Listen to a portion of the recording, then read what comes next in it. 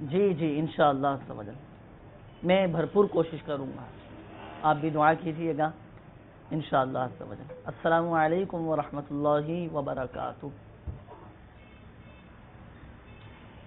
معذرت میری وجہ سے آپ کو انتظار کی زحمت اٹھانا پڑی۔ نہ صحیح نا، اس میں معذرت والی کون سی بات ہے، بلکہ یہ تو ہمارے لیے سعادت کی بات ہے جو آپ کی صحبت نصیب ہوئی۔ اصل میں بشیر بھائی یہ تو آپ کی محبت ہے۔ اچھا یہ لیجیے نا بشیر بھائی۔ اگر آپ مناسب سمجھیں تو ایک بات عرض کروں۔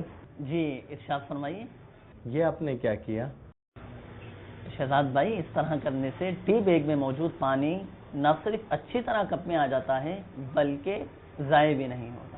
تائیں اگر چینی بھی ساتھ میں ڈال دی جائے، جب تک ٹی بیگ کو کپ سے نکالیں گے چینی بھی حل ہو جائے گی۔ جی واقعی چینی تو حل ہو جائے گی، مگر اس کے اجزاء ٹی بیگ میں شامل ہو کر ضائع ہو جائیں گے، اور چونکہ فی زمانہ ٹی بیگ کو اچھی طرح نچوڑنے کا ذہن نہیں ہوتا، تو اس لیے حسب ضرورت ٹی بیگ کو استعمال کرنے کے بعد ہی دودھ اور چینی ڈالیں۔